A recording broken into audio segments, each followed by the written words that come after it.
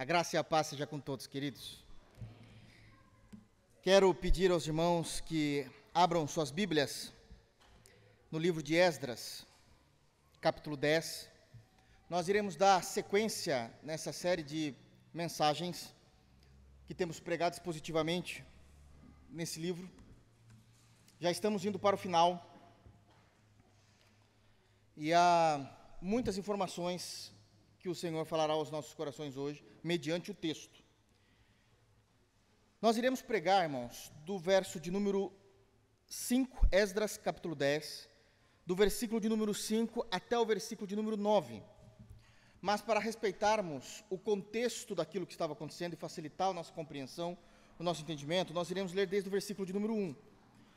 Do verso de número 1 ao versículo de número 4, nós já pregamos na semana passada. Já fizemos a exposição, tiramos informações valiosas para a nossa fé, mediante aquilo que o Senhor também deixou escrito em sua palavra. Mas nós iremos reler para que a gente possa ter todo o contexto, e ficará mais fácil de compreender as atitudes de Esdras a partir do versículo de número 5. Então nós iremos fazer a leitura do verso 1 a 9, todavia iremos pregar do 5 ao 9. Deu para entender? Amém? Então tá bom. Diz assim a palavra de Deus, o cronista, inspirado pelo Espírito Santo, começa a dizer, verso 1: Enquanto Esdras orava e fazia confissão, chorando, prostrado diante da casa de Deus, ajuntou-se a ele de Israel muito grande congregação de homens, de mulheres e de crianças, pois o povo chorava com grande choro. Então Secanias, filho de Jeiel, um dos filhos de Elão, tomou a palavra e disse a Esdras: Nós temos transgredido contra o nosso Deus, casando com mulheres estrangeiras dos povos de outras terras, mas no tocante a isto, ainda há esperança para Israel.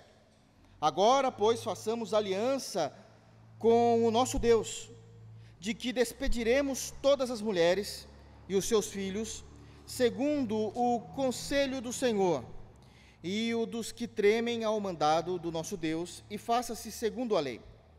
Levanta-te, pois esta coisa é da tua incumbência, e nós seremos contigo. Sê forte e age.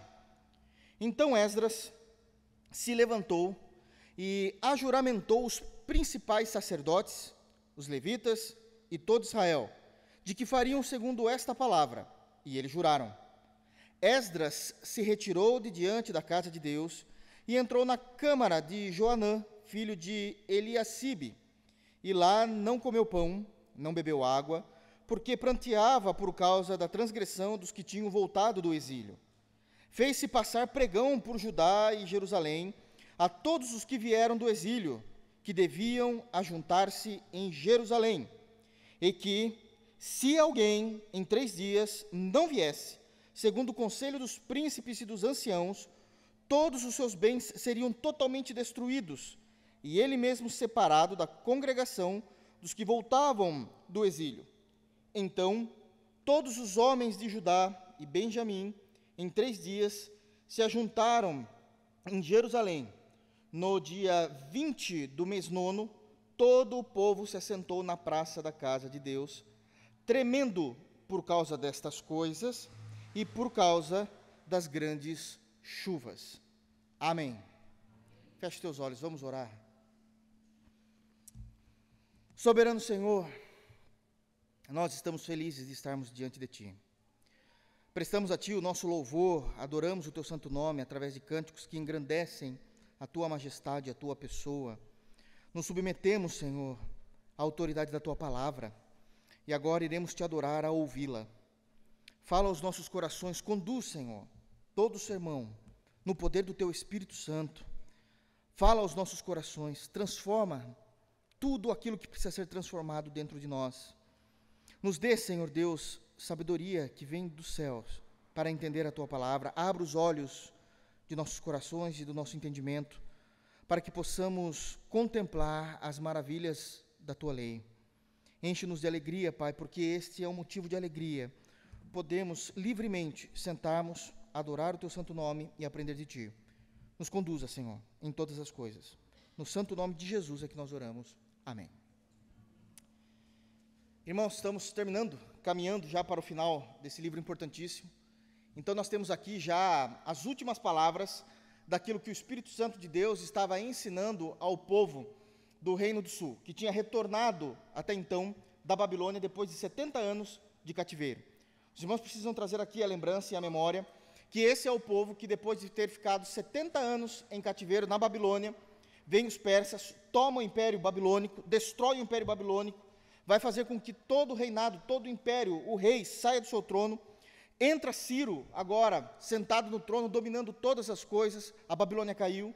O Senhor levanta esse mesmo Ciro, que destrói Babilônia, para libertar o povo, e esse povo volta em 3 grandes caravanas. Eles vão voltar depois de 70 anos, em 3 grandes caravanas para Israel. Primeiro, a caravana de Zorobabel.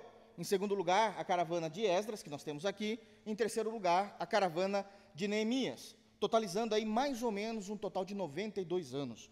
O tempo de retorno total do povo foi mais do que o próprio tempo do exílio. Isso aqui é importante nós guardarmos aqui. Todas as coisas já estavam bem. Sabemos que até o capítulo 6, que é a primeira parte do livro, do capítulo 1 ao capítulo 6 de Esdras, o templo já estava erigido, as coisas já estavam funcionando, o povo já tinha retornado, tudo parecia ir bem. Mas faltava ainda o embelezamento, a arte. Deus ama isso.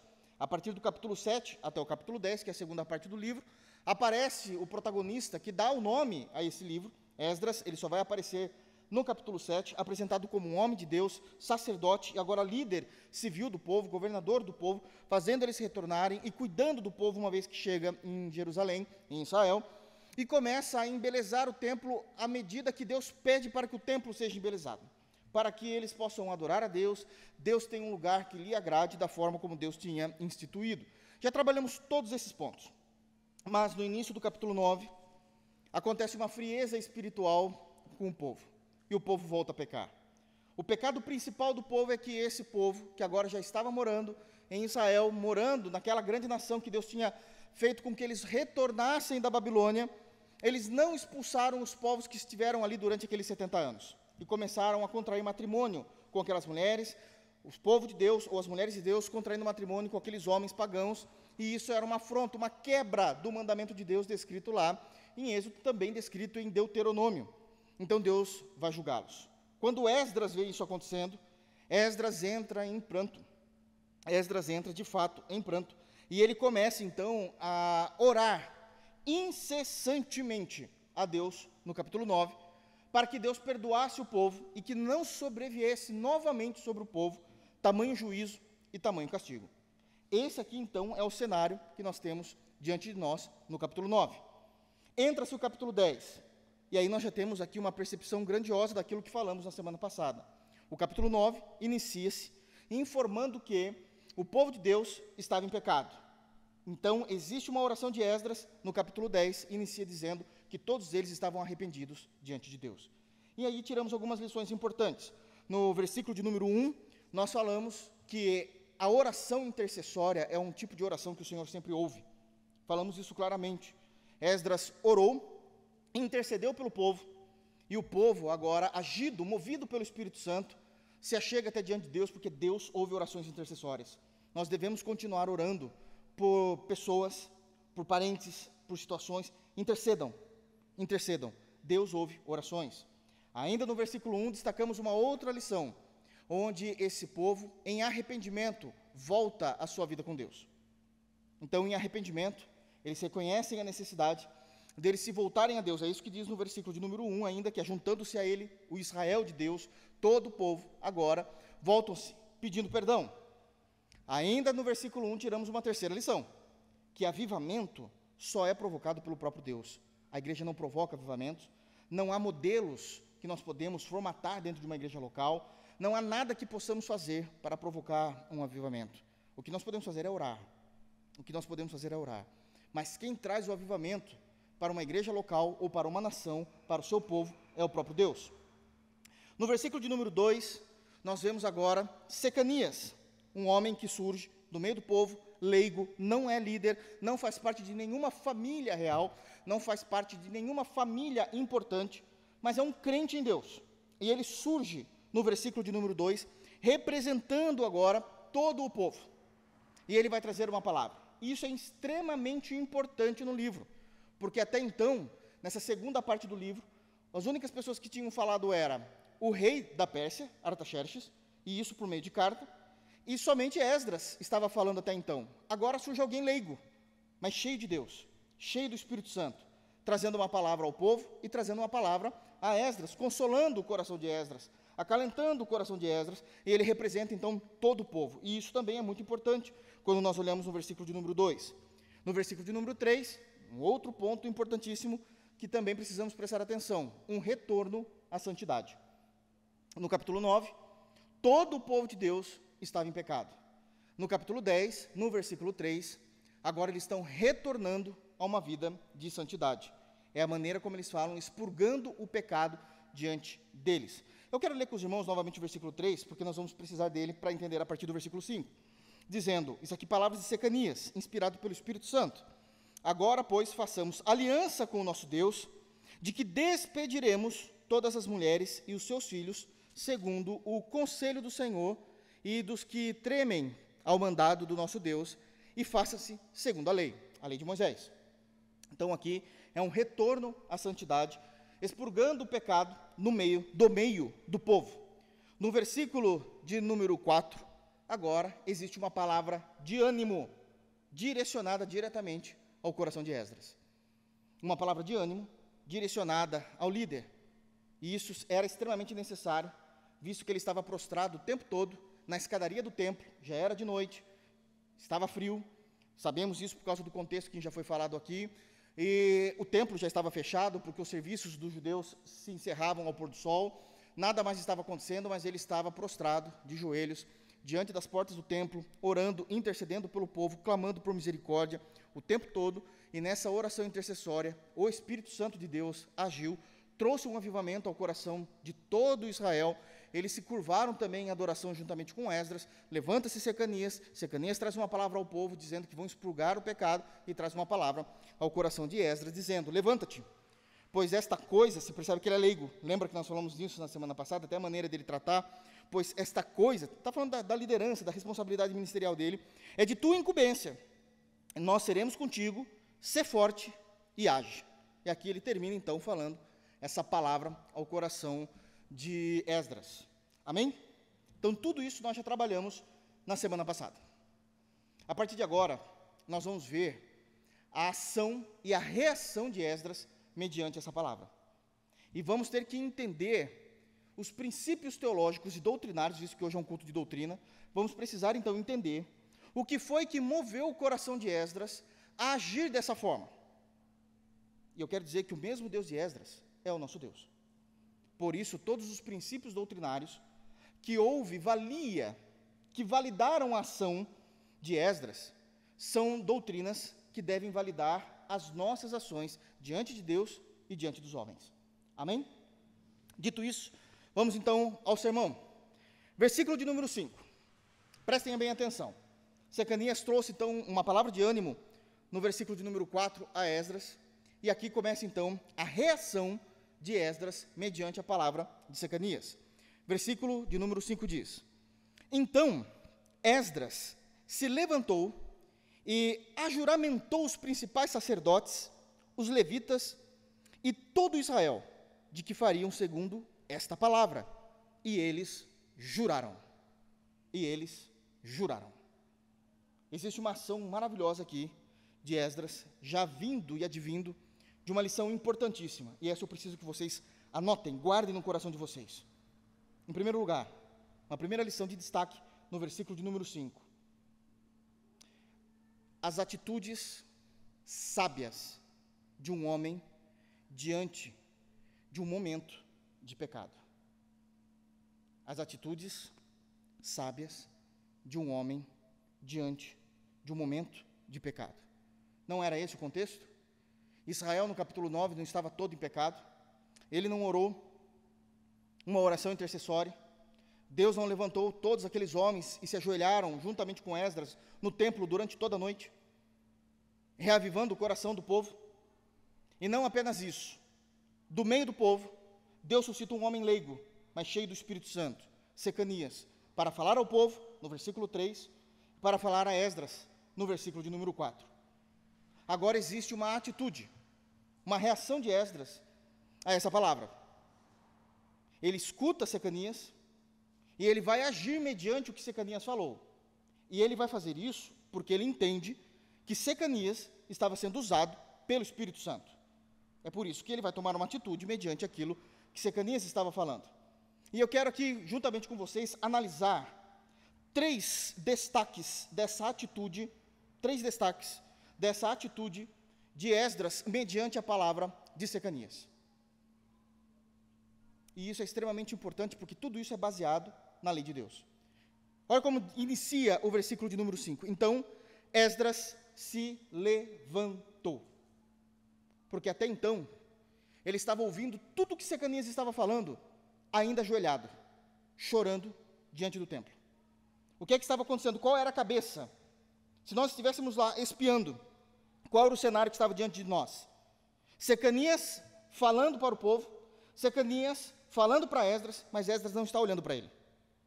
Esdras está o ouvindo, mas ainda ele está ajoelhado. Ainda ele está com a testa no pó, ou nos degraus do templo. Ele está ouvindo, mas ainda está em posição de oração, ainda está em posição de clamor, ainda está em posição de arrependimento, e ainda está em posição de buscar a misericórdia de Deus sobre todo Israel. Mas ele está ouvindo. Quando Secanias termina de falar, ele se levanta. E a primeira atitude, mediante essa palavra de Secanias, sabendo que é uma palavra vinda do trono de Deus, é que ele se levanta da sua prostração. Da sua prostração. O pecado é algo terrível. O pecado é algo maligno. O pecado é algo que nos humilha. Destrói a nossa imagem moral diante de Deus. E por isso Esdras estava agora representando o povo em oração, intercedendo pelo povo diante do templo. As portas fechadas, ninguém mais se movimentando, era uma noite, possivelmente já fria, mas ele estava ali buscando. E Deus o responde, porque Deus responde às nossas orações.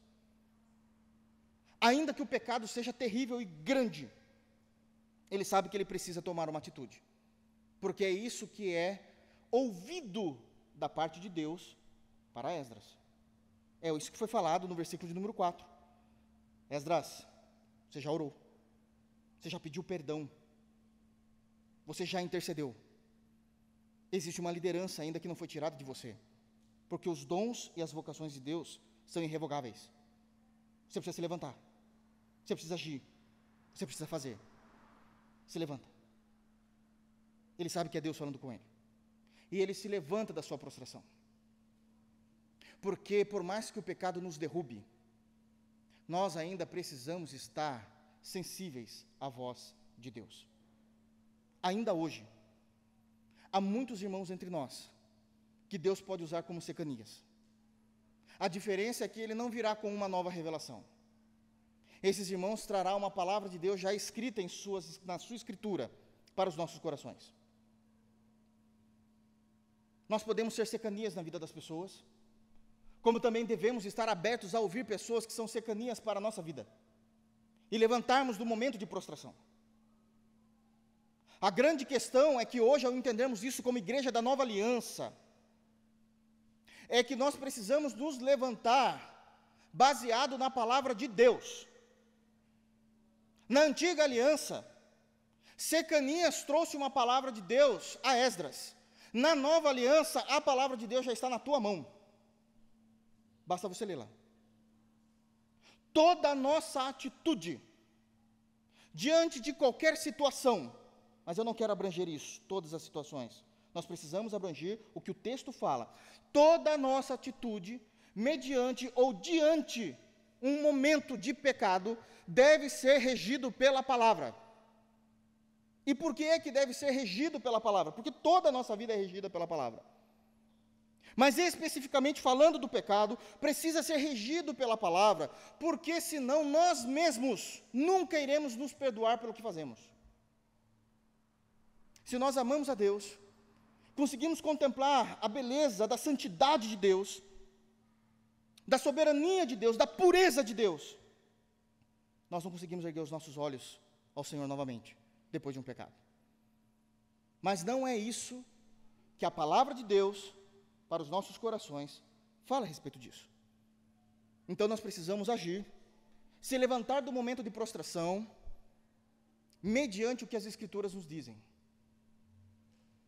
mediante o que a palavra de Deus nos orienta. Esdras tinha um Secanias. Pode ser que nós também tenhamos um. Com a graça de Deus teremos. Mas se não houver um Secanias em forma humana, a palavra de Deus já está em nossas mãos. E devemos entender que devemos agir de acordo com a palavra.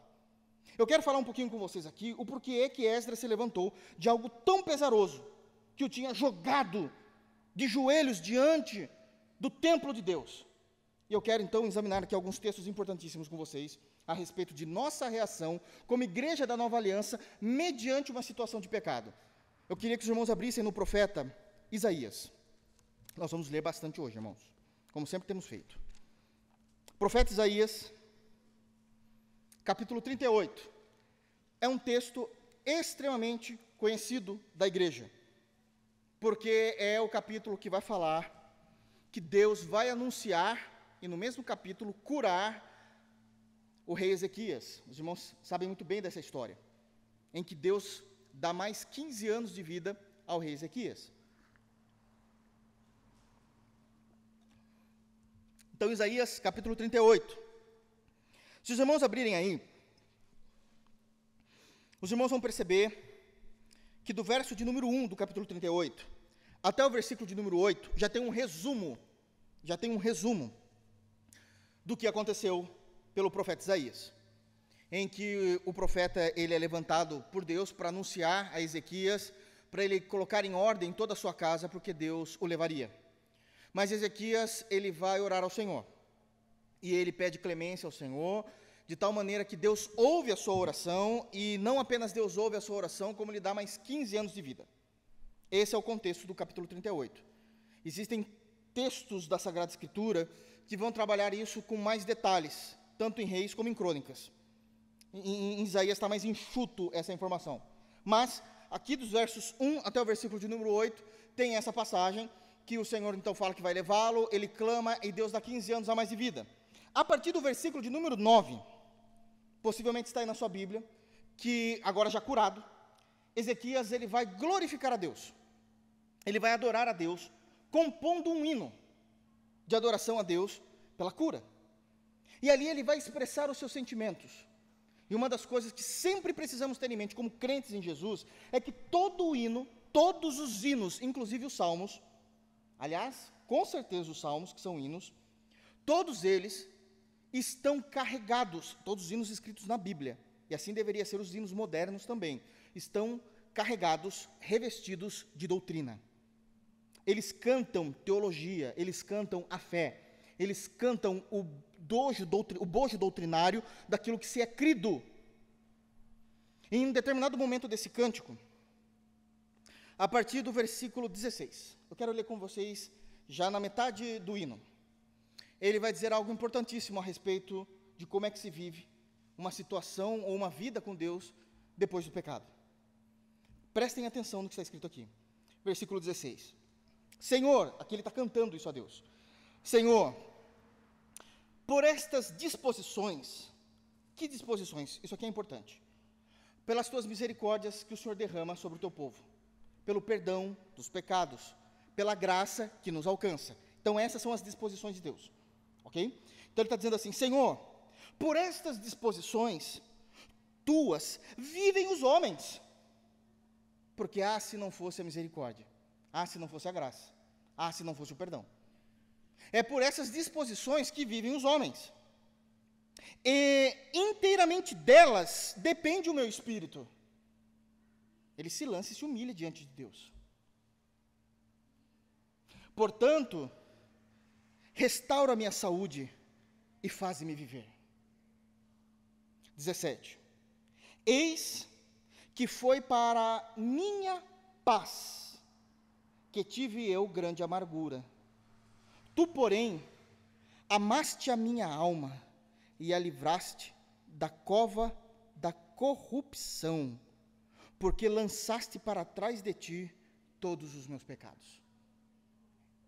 Olha que hino interessante o que ele está cantando. Ele sabe que houve pecados na vida dele. E ele sabe que ele só está vivo porque o tempo todo ele dependeu das disposições, a misericórdia, a graça, o perdão, o amor de Deus.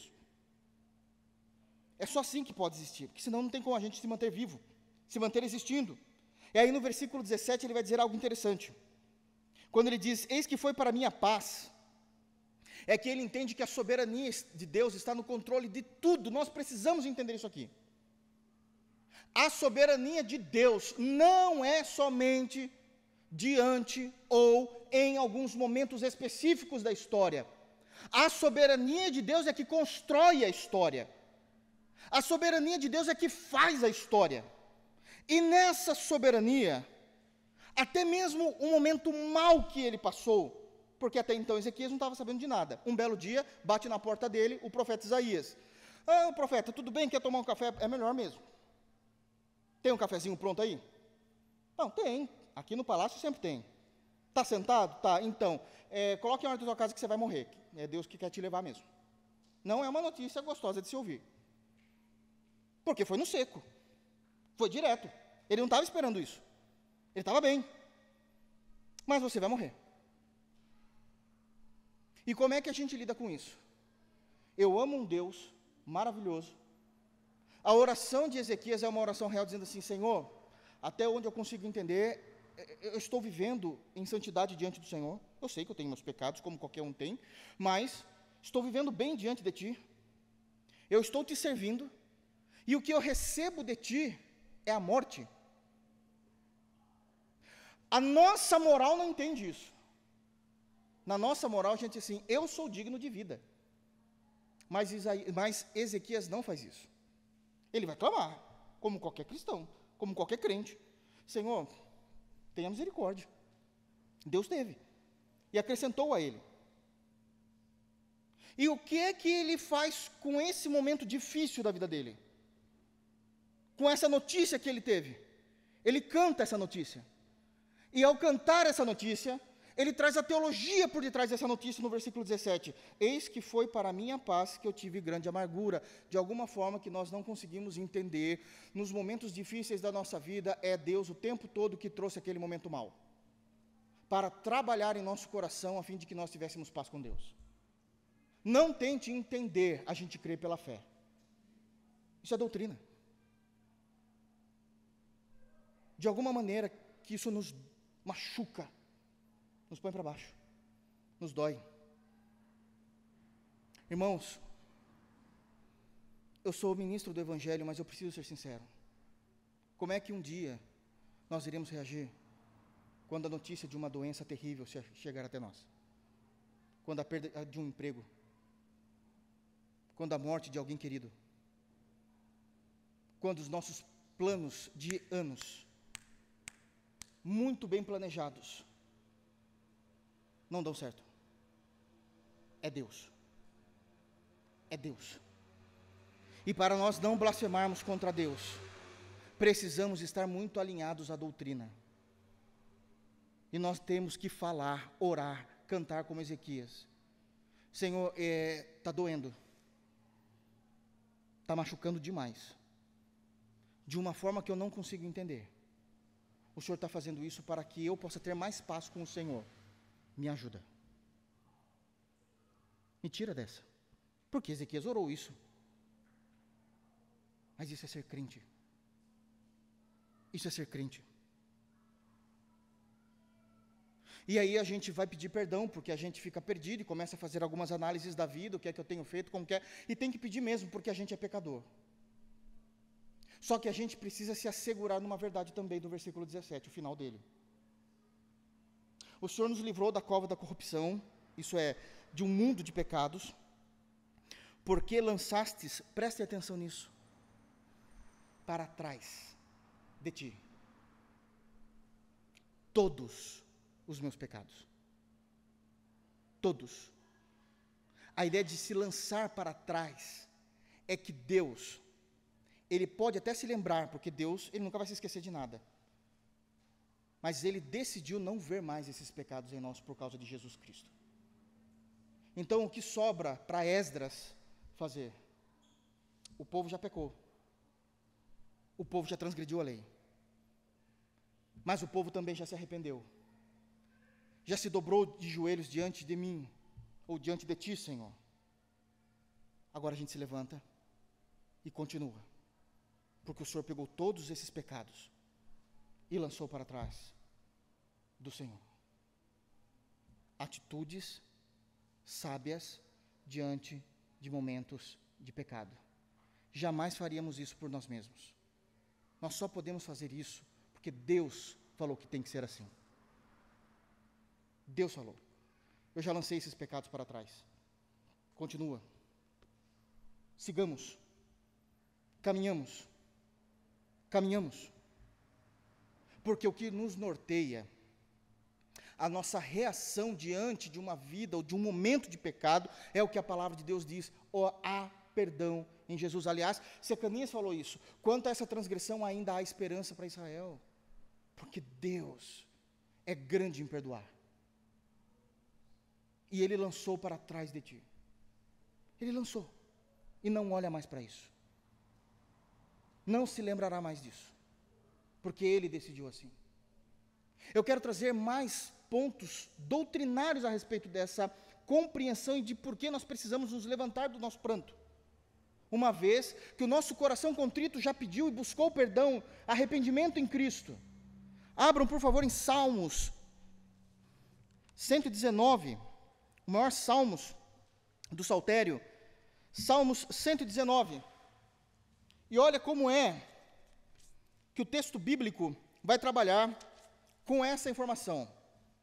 Ele o tempo todo vai lidar, em alguns momentos desses salmos, com o pecado, mediante a ação agora do pecador com a palavra. Porque Secanias trouxe a palavra de Deus, e nós agora temos já a palavra de Deus. Então, como é que os salmos lidam com isso? Salmos 119, prestem muita atenção nisso, irmãos. 25. Salmo 119, 25 diz: a minha alma está apegada ao pó. Aquilo que é morte, a impiedade, ao pecado.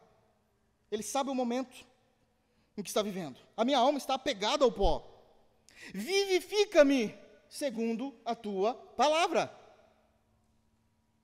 Aqui o salmista não tem um Secanias para o ajudá-lo, mas o salmista tem a sua palavra.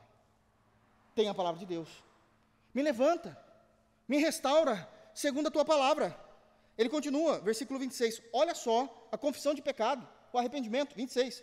Eu te expus os meus caminhos, e tu me valestes, e o Senhor me respondeu, quando eu confessei os meus pecados.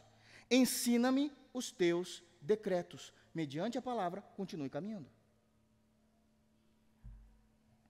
27. Faze-me atinar com o caminho dos teus preceitos. Senhor, me faz eu alinhar novamente a rota da minha vida ao Evangelho.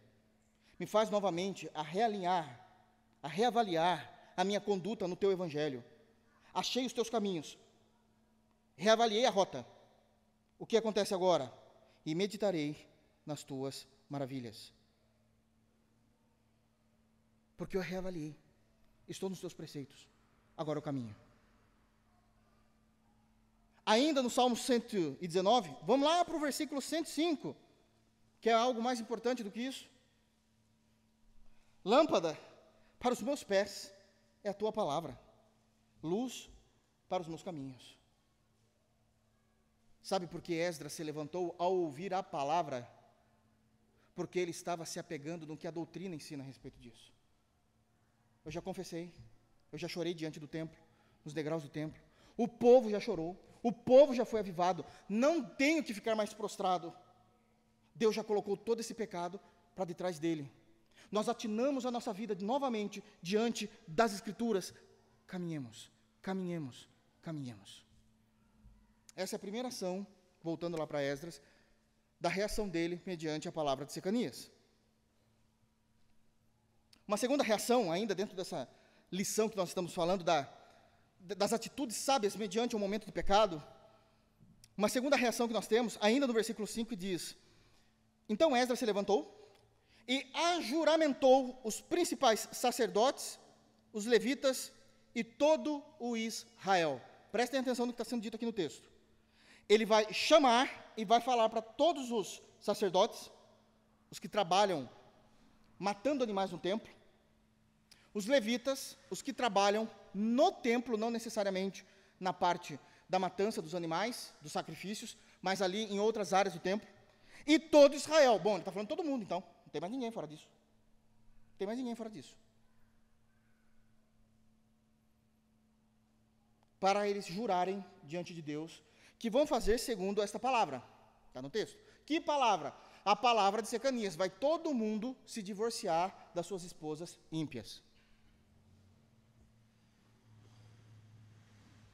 E a segunda reação, então, que nós temos aqui, de Esdras, mediante a palavra de Deus, é chamar a todos a terem um só compromisso e uma só voz. E como isso é difícil. Todos de Israel, todos do corpo de Cristo, todos de uma igreja local, ter um só compromisso e uma só voz. Porque um reino dividido não vai para frente. Se um fica chamando, inflamando para um lado, se o outro fica chamando, inflamando para o outro, as coisas não vão acontecer. Deus não é visto nisso. Virou uma briga por uma bandeira, por uma ideologia, por um pensamento próprio. O reino não subsiste. Isso seja na igreja, em qualquer lugar da vida. Uma família dividida não subsiste. Uma empresa com duas pessoas tendo o mesmo grau de autoridade não vai funcionar. Não vai funcionar. Porque todos têm pensamentos diferenciados. Mas por causa do amor a Cristo e ao reino, nós precisamos nos unir naquilo que é essencial, cuidando do corpo. Então ele vai chamar todos, o corpo de Cristo. Então ele chama todos, os sacerdotes, os levitas e todo Israel. Vocês vão jurar, todos vocês, que se transgrediram nesse pecado de casar com mulheres de outras nações, e as mulheres que casaram com homens de outras nações, vão se divorciar, para manter a pureza do povo. Isso nada tinha a ver com o racismo de outras nações, mas tinha a ver com a pureza de se manter Israel íntegro. De se manter Israel íntegro. Obviamente que isso é uma questão do Antigo Testamento, irmão. Mas você percebe que eles estão expurgando isso. Só que no Novo Testamento também tem essa mesma compreensão. Nós precisamos entender que o Deus do Antigo Testamento é o mesmo Deus do Novo Testamento, e que aquilo que eles criam no Antigo Testamento é a mesma coisa que se crê no Novo Testamento. É a mesma coisa. Nós sabemos que conforme vai se passando o tempo e os anos, algumas vertentes teológicas vão criando outras ramificações. Uma das vertentes teológicas mais novas que se existem, comparado às mais antigas, é o dispensacionalismo progressivo. Eu não sei se os irmãos já ouviram falar nesse termo. O que antes era só o dispensacionalismo. Agora falar de dispensacionalismo é algo muito generativo. Se você quer falar do dispensacionalismo que sempre existiu, você tem que falar assim: não, estou falando do dispensacionalismo clássico. Eu agora defendo o dispensacionalismo progressivo. Por que que nem passa pela nossa mente ser um dispensacionalista progressista? Por que que nós não cremos nisso? Primeiro, porque eles anulam o Antigo Testamento, e eles dizem que no Novo Testamento, quando se citava palavras do Velho Testamento, eles estavam dando um novo significado. Inclusive no Sermão de Jesus no Monte, quando Jesus dizia, aqueles textos que nós já pregamos bastante tempo aqui, dizendo que Jesus olhava e falava assim: ouvistes o que foi dito pelos antigos, eu porém vos digo. Os dispensacionalistas progressistas dizem assim: está vendo, ele está dando uma nova interpretação. Não! Jesus não está trazendo uma nova interpretação, ele está dando a interpretação exata do que sempre foi e que os fariseus alteraram.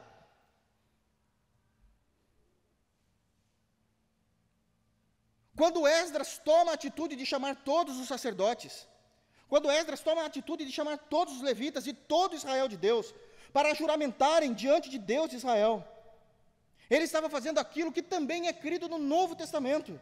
Por favor, abre Romanos, capítulo 15.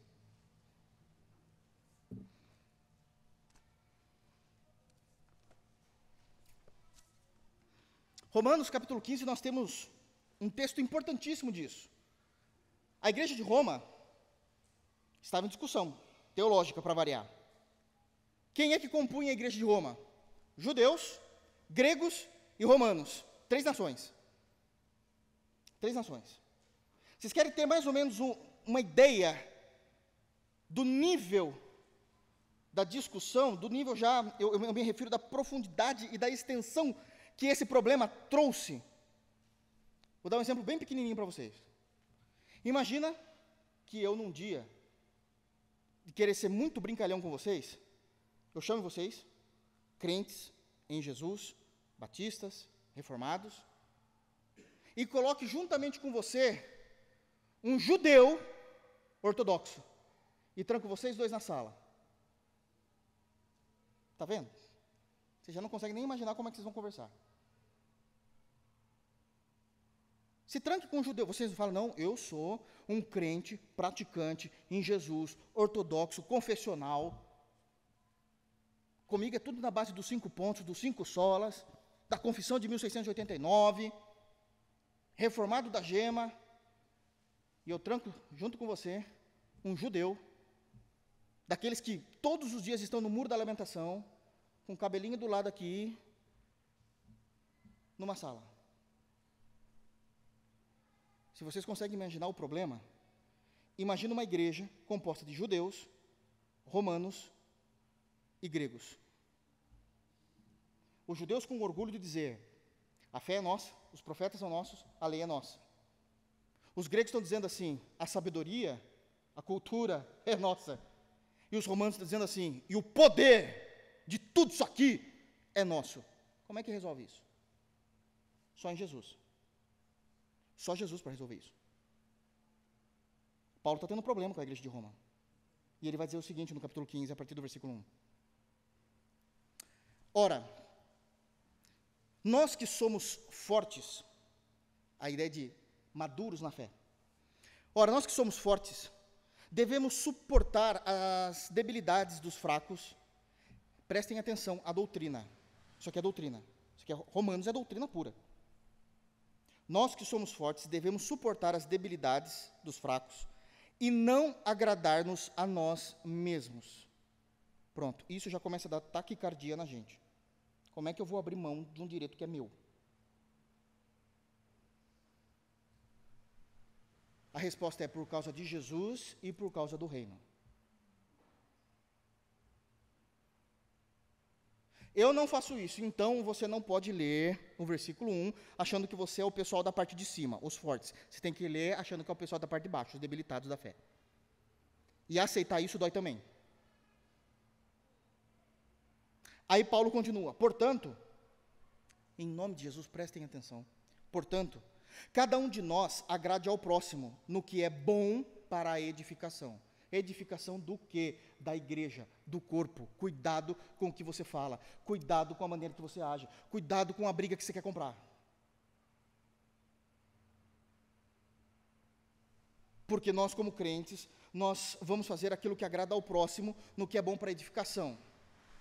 Aí imagina que tem um crente sisudo, lá em Roma. Aí ele olha para Paulo e diz assim, tá bom, Paulo, para você é fácil, porque não conhece o ministério de Paulo, né? Para você é fácil. Mas baseado no que você está falando isso? Se é meu direito, baseado no que você quer que eu fique quieto? Aí Paulo responde no versículo 3, por causa de Jesus. Jesus fez isso. Se você é discípulo de Jesus, você segue Jesus. Isso é evangelho. Versículo 3. Porque também Cristo não se agradou a si mesmo, antes, como está escrito, as injúrias dos que te ultrajavam caíram sobre mim. Ele não respondeu. Ele soube lidar com as situações. Porque existiam discípulos, existiam mães que estavam seguindo, mulheres que estavam seguindo, homens que estavam seguindo. E ele tinha que saber lidar com isso. Vocês se lembram que ele poderia ter clamado ao Pai e mandado o Pai enviar mais de 12 legiões de anjos? Ele tinha esse direito, irmãos, ele é Deus. Puro. Ele falou, não, eu vou para a morte então. Você vai para a morte, vai morrer inocente? Vou. Porque tem um povo que precisa ser salvo. Eu não me agrado de mim mesmo. O reino é importante. O reino é importante. Versículo 4. Aí Paulo vai trazer Isso agora da forma prática. Ele ensina do verso 1 ao verso 3, e o verso 4 ele vai trazer a prática dessa teologia. Pois tudo quanto outrora foi escrito, o que é que foi outrora antigamente escrito? A lei. O evangelho estava sendo escrito ainda nesse momento. Não tinha o Novo Testamento completo. Ele está falando da lei. E aqui ele já está então dizendo exatamente lá de Esdras, inclusive. De Isaías, inclusive. De Gênesis, ele está falando tudo isso. Pois tudo quanto outrora foi escrito para o nosso ensino, foi escrito a fim de que pela paciência,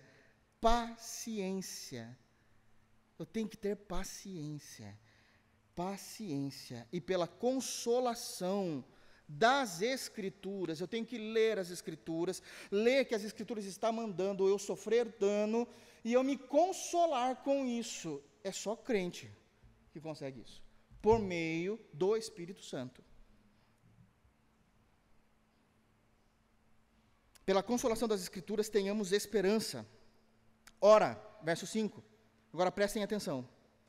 O Deus da paciência e da consolação vos conceda o mesmo sentir de uns para com os outros, segundo Cristo Jesus, para que concordemente, isso aqui é um milagre, né? Para que concordemente e a uma voz glorifiqueis ao Deus e Pai de nosso Senhor Jesus Cristo. Portanto, acolhei-vos uns aos outros, como também Cristo nos acolheu para a glória de Deus. O que é que Esdras estava fazendo lá no capítulo 10? Eu estou chamando os sacerdotes, os levitas e todo Israel, todos vocês devem jurar que nós iremos viver uma vida de santidade. Eu sei que há discórdia entre nós. Eu sei que alguns estão dizendo assim, eu não vou liberar minha mulher. Não, mas você sabe que você está em pecado? Estou, mas e aí? Mas você tem que fazer isso. Mas por que eu tenho que fazer isso? Irmãos, eu estou falando de Antigo Testamento. Existe um contexto do Antigo Testamento, ok? Por que eu tenho que fazer isso? Porque se você não fizer, você vai macular o povo de Deus. Você tem que pensar no reino. Você que errou. Aí Paulo vem, pega isso e fala, então, tudo que foi escrito foi para o nosso ensino. Então, deixa eu orar para que concordemente a igreja se una também em uma só voz e labute pelo reino. Porque eu sei que vocês, judeus, são difíceis, eu sou judeu. Eu sei que vocês, romanos, são arrogantes, vocês acham que vocês mandam em tudo porque vocês estão no império. E eu sei que vocês, gregos, mais difícil ainda, porque vocês se gabam que a cultura, a sabedoria, a inteligência veio do berço de vocês. Como é que vocês vão se ajuntar? Pela fé em Cristo. Pela fé em Cristo. É isso que vai dominar vocês. Não é mais as nações, as nacionalidades ou as culturas de vocês. 1 de Coríntios, também está lá em Coríntios, para variar, sempre com problema, né? Então, em 1 de Coríntios, capítulo 1, Paulo também vai doutrinar a mesma coisa. 1 de Coríntios, capítulo 1, somente o versículo de número 10. 1 de Coríntios 1, versículo 10. Olha o que ele diz. Rogo-vos, ele está implorando, essa é a palavra rogo-vos. Ele está dizendo, pelo amor de Deus, eu estou implorando para vocês, igreja. Rogo-vos, irmãos, olha como Paulo já está aqui cansado com Coríntios. Rogo-vos, irmãos, pelo nome do Senhor Jesus Cristo, que faleis todos a mesma coisa, e que não haja entre vós divisões, antes sejais inteiramente unidos na mesma disposição mental e no mesmo parecer. O que é que Paulo está fazendo? Paulo não é bobo, ele sabe que cada um tem uma personalidade, que cada um tem uma forma de pensar em questões secundárias que não ofende a fé, que não transgride o texto bíblico, que não ofende a doutrina bíblica, ele sabe de tudo isso, mas há momentos em que precisa existir uma disposição mental. Qual é a disposição mental? Não importa o que eu acho, importa como o reino vai ser beneficiado. E qual era a discussão aqui? De preferência, era só preferência. Qual preferência? Que tinham alguns lá de Corinto que diziam assim, eu gosto de ouvir Paulo pregando, ele é o melhor pregador que eu conheço. E um outro grupo falava assim, Paulo nada. O melhor pregador que eu conheço é Pedro. É Pedro. E um outro grupo dizia assim, bah, coisa nenhuma. Já viu Apolo? E Apolo era bom mesmo. Apolo realmente era bom. Mas é uma questão pessoal. O homem tinha uma oratória que, pelo amor de Deus, quando a gente estuda sobre Apolo. E tem os espirituais, os cheios do Espírito Santo, que dizem assim, nem Paulo, nem Pedro, nem Apolo, Jesus. Tudo hipócrita. A igreja se dividindo por questões de gosto pessoal. Paulo está dizendo, para com isso. Precisa existir uma disposição mental, porque senão a igreja não anda. A igreja não caminha. Tenha em vós todos uma mesma disposição mental e uma só voz. É o que Esdras estava fazendo. Voltando, ainda no versículo de número 5, uma terceira atitude de Esdras. Então, versículo 5, Esdras, após ouvir a palavra de Secanias, levantou-se da sua prostração, ajuramentou os principais sacerdotes, levitas e todo Israel que fariam segundo esta palavra, e eles juraram. E eles juraram. Agora é o momento em que a comunidade, todos eles, dão a sua palavra. Porque para um judeu, o juramento era algo extremamente importante. Por que para eles era extremamente importante? Porque eles sabiam que todas as vezes que eles juravam sobre algo, Deus iria requerer da alma deles aquilo que eles tinham falado. No Novo Testamento, é dito que o cristão, ele sequer precisa jurar. Ele nem precisa jurar para ter validade, honra, integridade naquilo que ele fala. Jesus ensina no seu Sermão do Monte, no capítulo 5, que para o cristão, o sim é sim. O não é não. Vale mais do que o juramento. Mas se precisar fazer um juramento, Jesus traz uma verdadeira compreensão de como é que a igreja deve fazer isso. Ainda no capítulo 5, ele está pregando, ele fala o seguinte, a partir do versículo 34, ele vai dizer o seguinte, mas nós como igreja, aí ele vai ensinar o que não pode fazer com juramento, o que não pode, ele fala, não jureis pelo céu, porque o céu é o trono de Deus. Se você falhar, como eu vou requerer isso de você? Você não tem nada a ver com o céu, você não manda no céu, você não tem como dar paga do céu, o céu é meu. Então já anulou toda a questão espiritual. Ali a gente já ficou sem chão para andar. Aí Jesus continua, não jureis pela terra, porque a terra é os cabelos do meu pé, dos meus pés, ou seja, onde eu descanso os meus pés. Não posso jurar por nada, por nenhuma criatura, por nada que há na terra, porque a terra e a sua plenitude pertencem a Deus. Já tirou também a nossa alegria.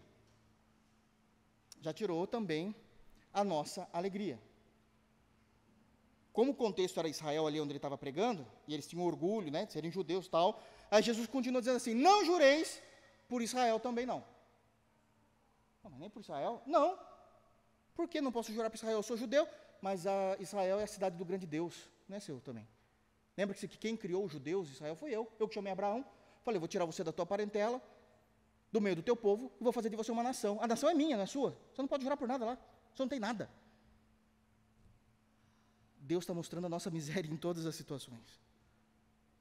Aí você fala, bom, se eu não posso jurar pela parte espiritual que é o céu, nem pela terra no que nela há, e nem pela cidade, bom, o que eu posso fazer? Eu posso jurar por mim mesmo. Daí Jesus fala também, não, você não pode jurar nem por você mesmo. Por quê? Porque você não tem o poder sobrenatural de tornar um cabelo seu branco ou preto. Quem manda na sua biologia sou eu.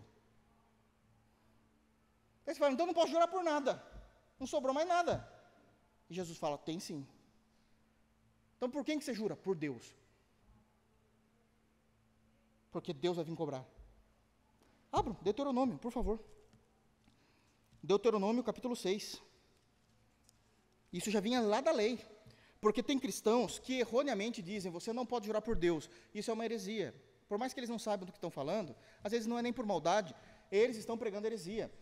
A única pessoa pelo qual nós podemos jurar é por Deus. A gente prega o contrário, as pessoas pregam o contrário. Não, por Deus você não pode jurar, você jura por tudo. Não pode jurar por nada. Nem pelo céu, nem pela terra, nem por Israel e nem por você mesmo. Então, se você for jurar, você jura por Deus. Por que eu juro por Deus? Porque daí você está colocando ele como juiz. Se você não cumprir, ele vai vir requerer. Daí você fala, melhor não jurar, né? Melhor fazer de fato o que eu tenho que fazer. Deuteronômio 6, versículo 13. O Senhor teu Deus temerás, e a ele servirás, e pelo seu nome jurarás. e pelo seu nome jurarás. Então o juramento, voltando lá para Esdras, no final do versículo 5, e eles juraram, isso tinha um peso eterno de fato. Eles estão jurando, por Deus, nós iremos abrir mão dos nossos pecados, nós vamos voltar a ter uma vida com o Senhor, porque essas são as atitudes sábias. Diante de um momento de pecado, nós devemos nos levantar, porque Deus já pegou o nosso arrependimento, abraçou esse arrependimento com a graça dele, pegou todos esses pecados, lançou para trás dele, mediante a sua palavra. Depois ele vai fazer com que todos tenham um único comprometimento. Nós precisamos ter esse comprometimento. E agora nós damos a nossa palavra diante de Deus, porque a nossa palavra Deus irá requerer. E alguém pode dizer, mas pastor, pela graça de Deus, eu não jurei pelo nome de Deus. Pois é, não precisa mais fazer isso no Novo Testamento. O seu é sim, sim, não, não. Se você não fizer, ele já vai requerer. Ele já irá requerer. Não tem escapatória com Deus. Porque se você falar sim e fizer não, e se você falar não e fizer sim, isso é procedência maligna e Deus vai julgar aquilo que é de procedência maligna, impiedosa e iníqua. Então nós podemos ajuramentar, ou seja, a nossa palavra já tem esse poder de juramento diante de Deus quando nós falamos. E essas são as atitudes. Nós nos levantamos, nós temos um único pensamento mediante a palavra, mediante o reino de Deus, e acertamos a nossa vida diante do Pai e caminhamos. Isso são as atitudes que todos aqueles que estão diante de uma situação de pecado devem fazer. Percebem? Eu tenho um tempinho ainda. Verso 6. Por isso que eu vou pregando de pouco em pouco, é tanta informação no texto, né? Verso 6. Esdras falou isso. Verso 6. E Esdras se retirou de diante da casa de Deus. Então, agora, imaginem essa cena. Então, ele já tinha se levantado, mas ainda estava nos degraus, diante da porta do templo. Então, ele se retira dali e os sacerdotes abrem ali a porta para ele, não para o trabalho do templo, mas só abrem ali a porta para ele entrar, porque diz assim, ele entrou na câmara de Joanã. Então, essa câmara é o quarto desse sacerdote, filho de Eliasibe. E lá não comeu pão, nem bebeu água, porque pranteava por causa da transgressão dos que tinham voltado do exílio. E aqui nós temos uma segunda lição importantíssima.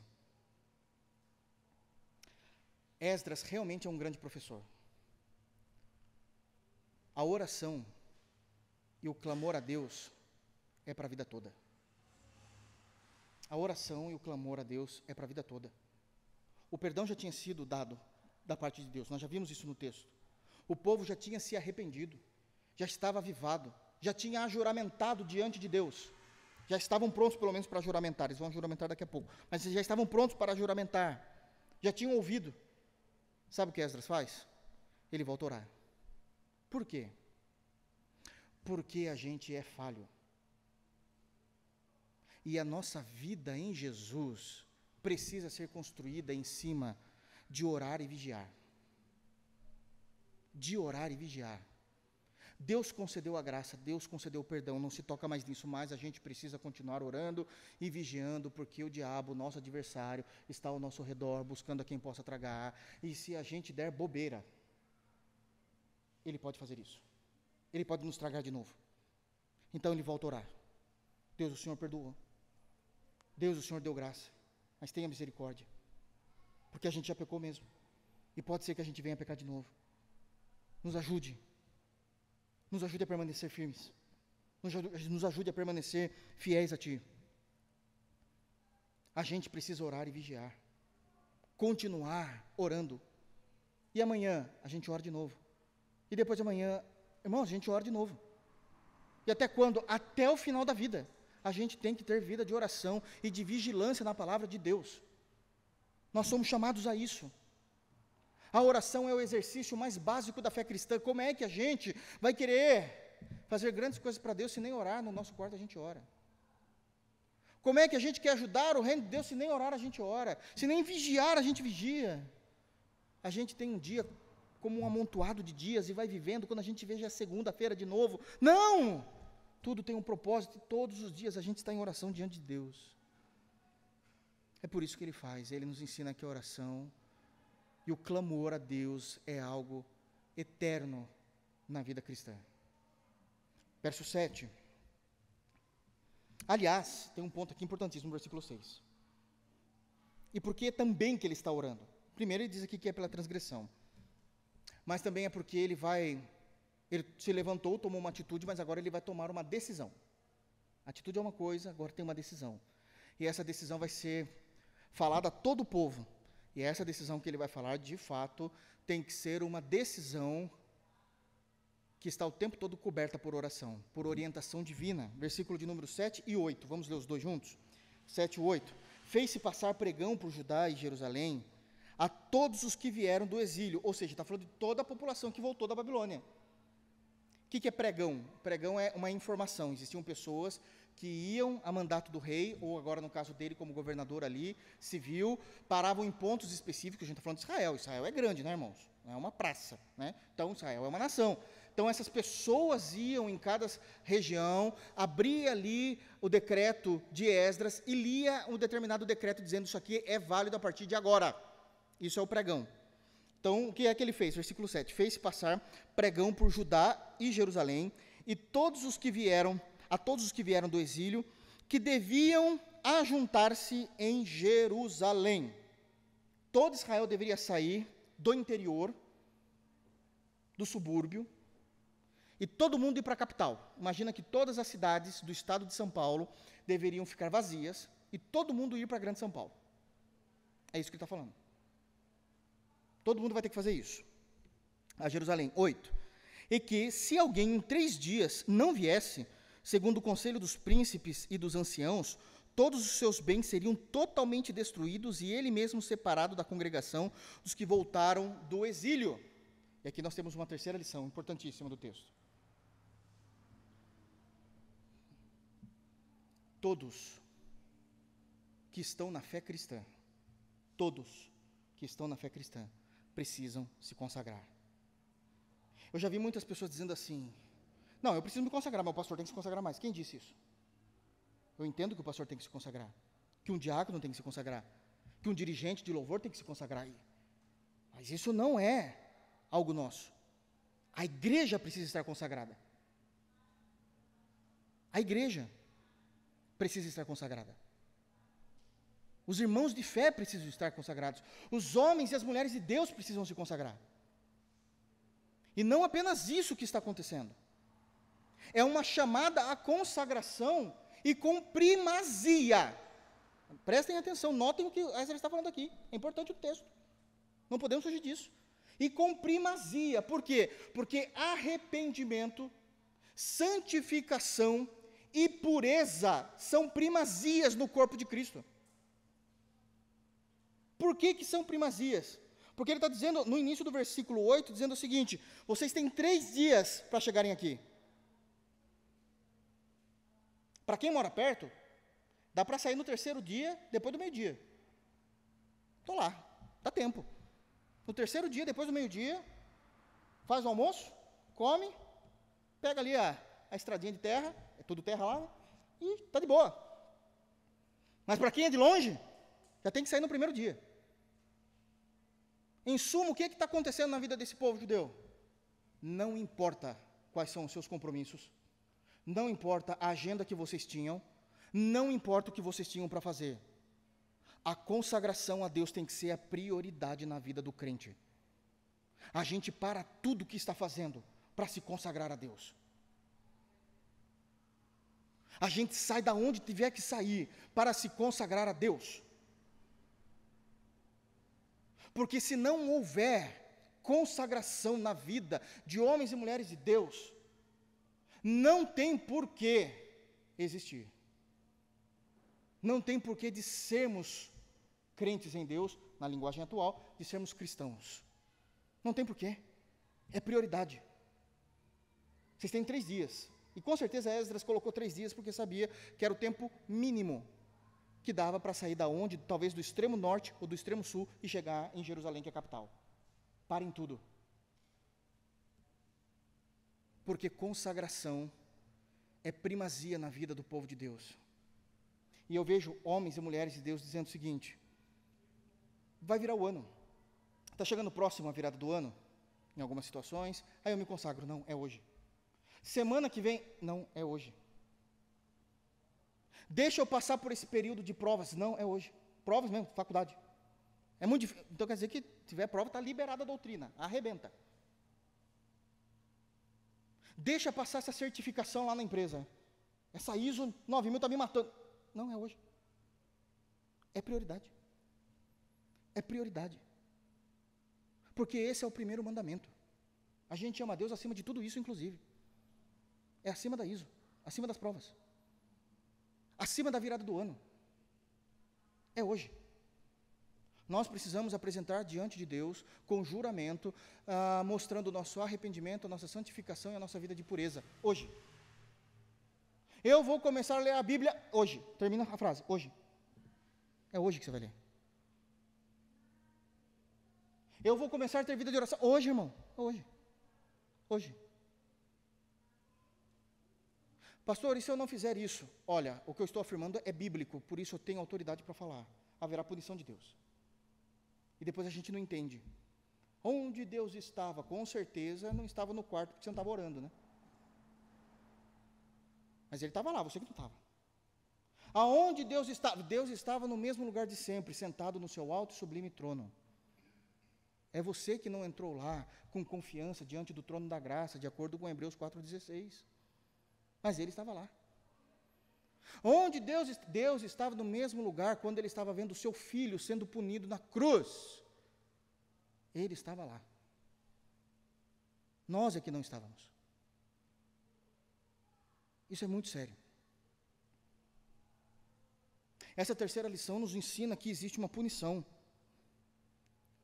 O final do versículo 8 diz, versículo 8 em si, e que se alguém em 3 dias não viesse, segundo o conselho dos príncipes e dos anciãos que estavam espalhados, falando dessa notícia, desse decreto de Esdras em todo Israel, todos os seus bens seriam totalmente destruídos, e ele mesmo, essa pessoa, separado da congregação dos que voltaram do exílio. Essa punição é uma punição dupla, e eu explico, está no texto. A primeira punição, todos os seus bens seriam destruídos. Por quê? O que uma coisa tem a ver com a outra? Tudo. Porque eles tinham voltado da antiga Babilônia, atual Pérsia, e vocês se lembram que Deus tinha movido o coração dos persas para darem os bens a Israel, para eles retornarem? Está no texto.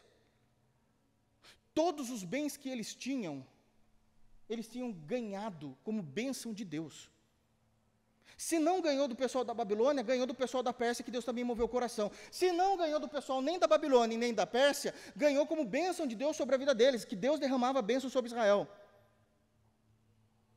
E tudo que você tem que ser tirado. Por quê? Se você não quer o Deus da bênção, por que hipócrita você será de se aproveitar das bênçãos de Deus?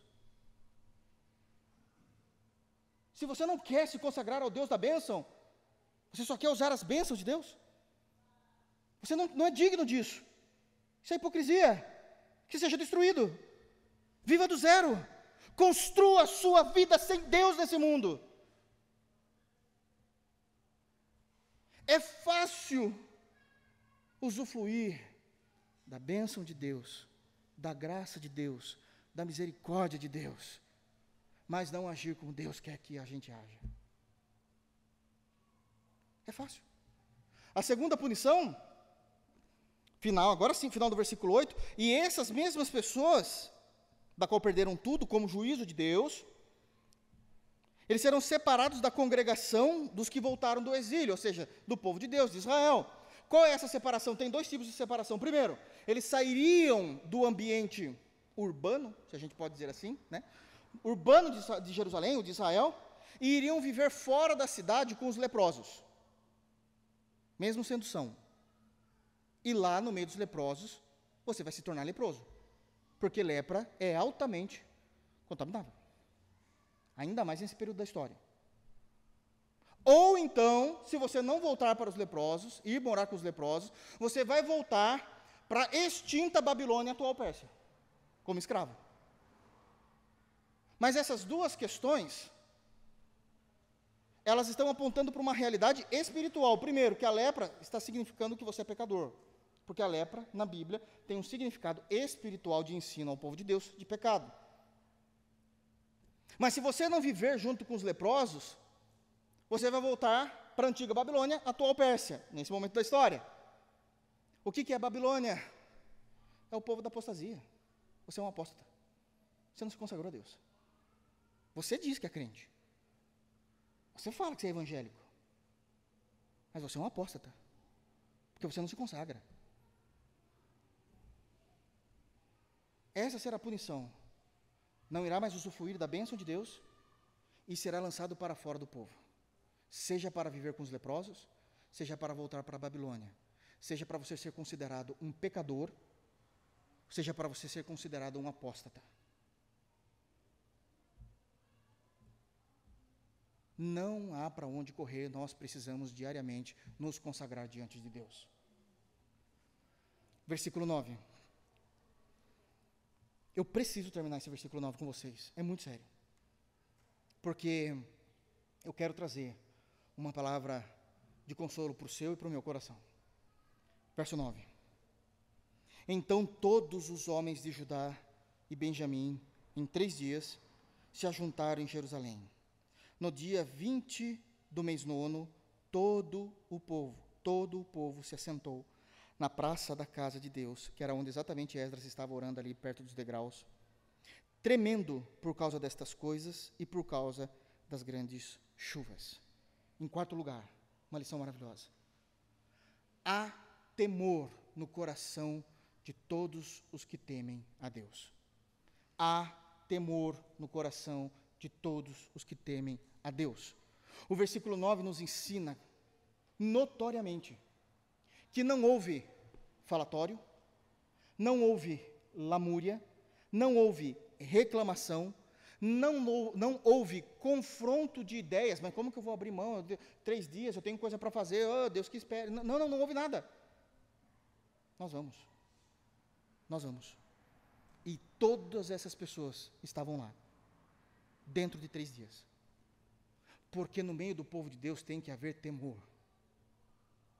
Tem que haver temor pelo santo nome de Deus. De fato, isso mostra que eles estavam arrependidos. De fato, isso mostra que eles foram avivados por Deus. E que eles foram contemplados pelo perdão de Deus. E por isso todos eles saíram dos lugares mais próximos de Jerusalém, os lugares mais distantes de Jerusalém, se encontraram naquela praça. Todos eles, com grande temor. Diz o texto, final do versículo 9, tremendo por causa destas coisas. Que coisas? Não pode sequer passar no meu coração eu ser considerado um leproso ou ser considerado um babilônico.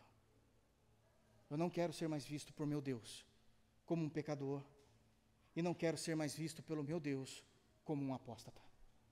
Nós estamos aqui abrindo mão de todos os nossos compromissos e vamos fazer agora um juramento diante do Senhor, como Secanias falou e como Esdras decretou. Isso é entender o reino. Isso é amar o reino. Isso é amar a Deus. Todas as nossas decisões têm que passar pelo temor a Deus, porque o temor ao Senhor é o princípio da sabedoria. Eles foram sábios porque temiam a Deus. Mas tem uma palavrinha por último.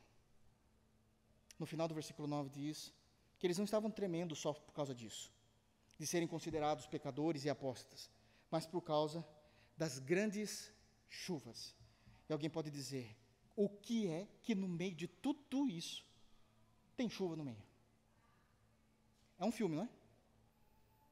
Está tão tenso o ambiente, o cenário do que nós estamos falando, uma noite fria, e agora acontece algo que é incomum. Grandes torrentes de água. Todo mundo fora de casa, de pé na praça, jurando a Deus e dá-lhe chuva, dá-lhe chuva, dá-lhe chuva. O que é que eles estão sentindo aqui? Eles são judeus.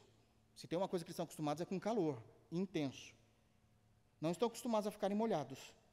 Eles estão com frio, a chuva batendo em seus rostos, seu cabelo, escorrendo, águas, a sua roupa em sopa. Estão desconfortáveis, A gente está falando de uma nação inteira em uma praça. Está todo mundo não podendo correr para nenhum lugar, porque não chega em nenhum lugar, está tudo parado, tudo travado, um apertando o outro.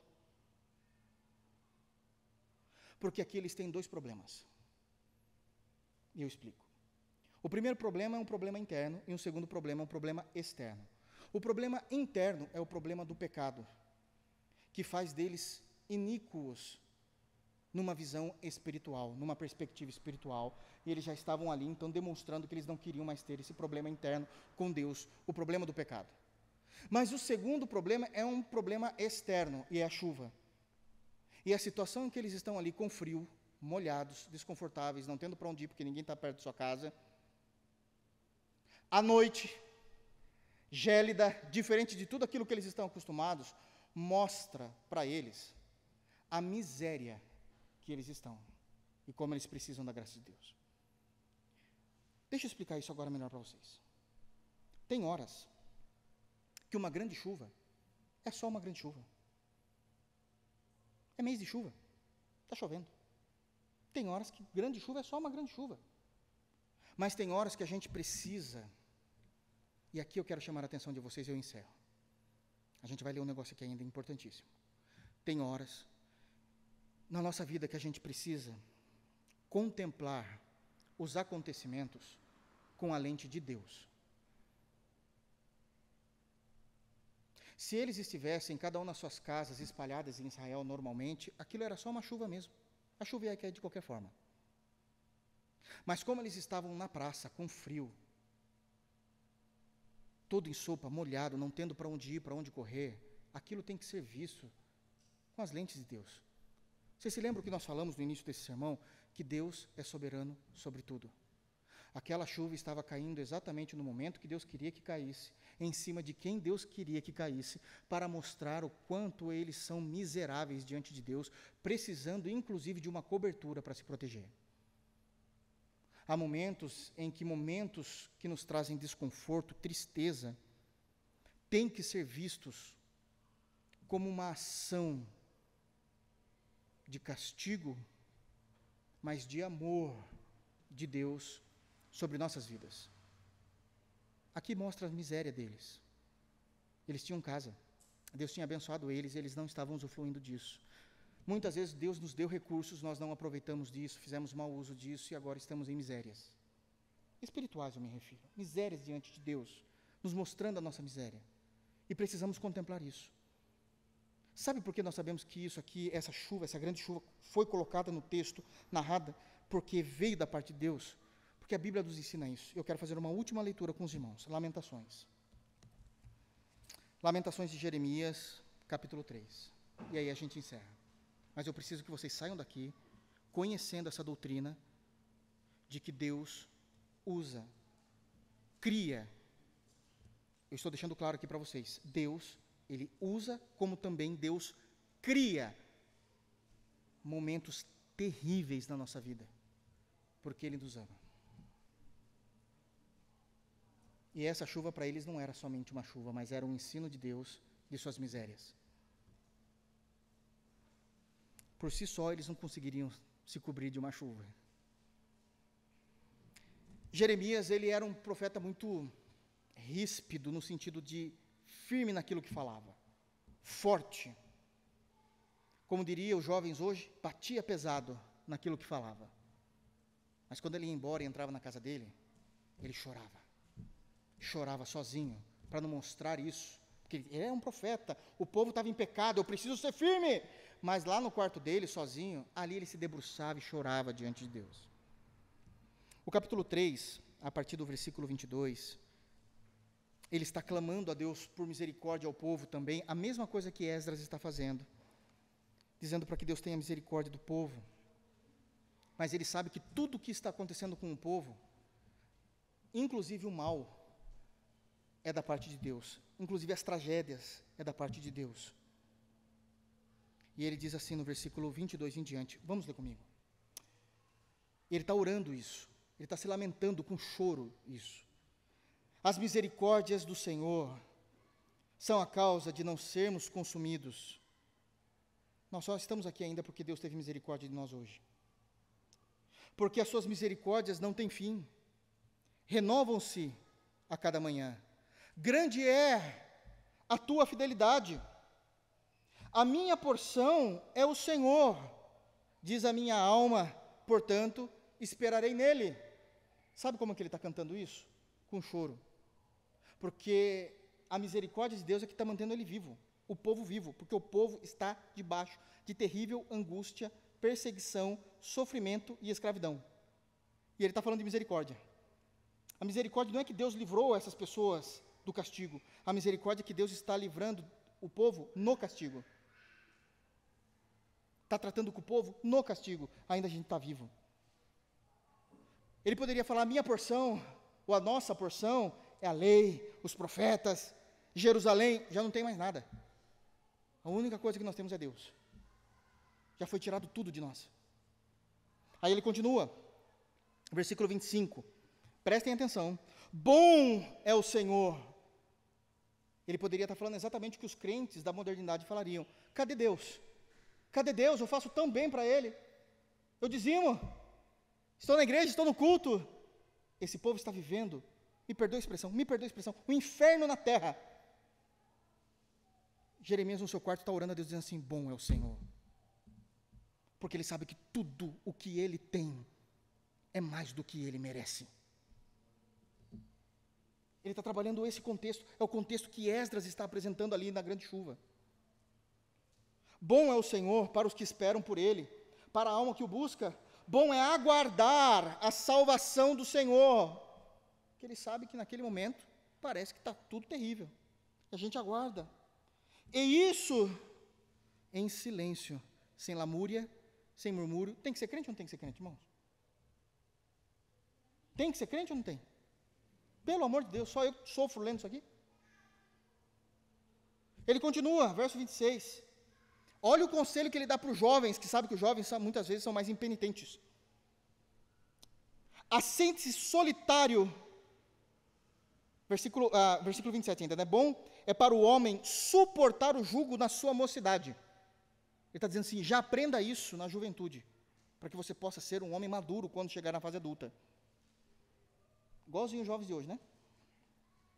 Assente-se solitário e fique em silêncio, porquanto esse jugo Deus pôs sobre ele. Deus colocou a tragédia. Deus colocou, e Deus é bom, porque Deus está cuidando, Deus está restaurando. Deus está fazendo em nós a imagem de Jesus. Em nós a imagem de Jesus. Então o jovem teve que ficar mais em silêncio do que ficar falando. 29, mas o que o jovem pode fazer? Ponha a boca no pó. Ore, ore, ore. Mas isso não é só para jovem não, é para nós também, viu, irmãos?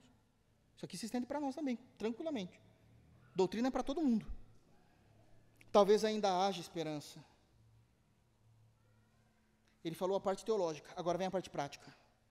Dê a face ao que fere, farte-se de afronta. Se Deus quer que você sofra, aproveite o sofrimento. Meu Deus do céu. Qualquer pessoa não crente vai dizer assim, eu não quero esse Deus.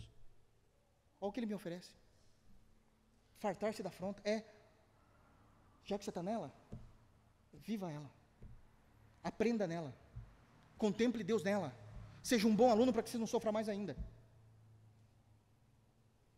O Senhor não rejeitará para sempre, pois ainda, irmãos, Deus não nos rejeitará mesmo dos nossos erros, como aconteceu com o povo lá em Esdras. Deus não nos rejeitará para sempre, pois ainda que entristeça alguém, Deus entristece as pessoas, pois ainda que entristeça alguém, usará de compaixão segundo a grandeza das suas misericórdias. Tudo é didático, porque a gente não quis ouvir quando estava de boa. Aquele que tem ouvidos, ouça o que o Espírito diz à igreja. Não quero. Tá bom, então sofra. Você tinha 2 caminhos, você escolheu o difícil. Nós escolhemos o difícil. Ah, mas o Espírito falou, mas não era para mim. Claro que era. O tempo todo era. Nunca era para o seu irmão, irmãos. Nunca era para o seu vizinho, sempre foi para você. Porque Deus sempre fala com a gente.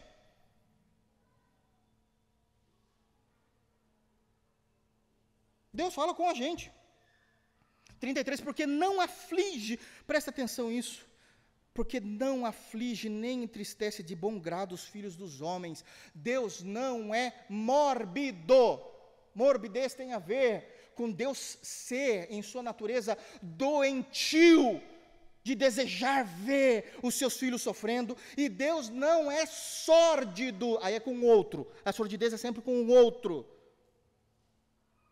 onde Deus sente prazer em ver a nossa desgraça e o nosso sofrimento. Ele tem que fazer isso porque nós somos pecadores.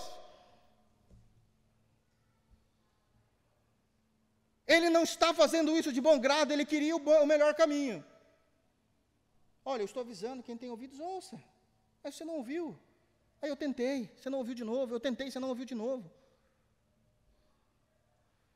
34, aí ele vai falar a reclamação dessas pessoas, né? Que estão sofrendo, algumas reclamações. Pisar debaixo dos pés a todos os presos da terra.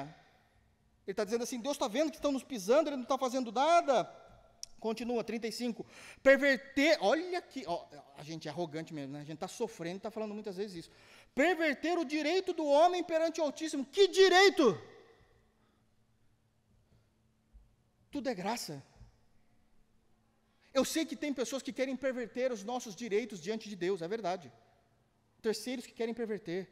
Mas se ainda assim isso está acontecendo, é porque Deus já tinha decretado que seria assim. Porque nós deveríamos ter ido por um caminho diferente. E às vezes a gente foi pelo caminho certo. Mas no caminho certo ainda a gente não atingiu aquilo que Deus entende que já deveríamos ter atingido espiritualmente. Então Ele também vai nos corrigir. Vai nos aperfeiçoar mesmo no caminho certo. Isso aqui é Bíblia, irmãos.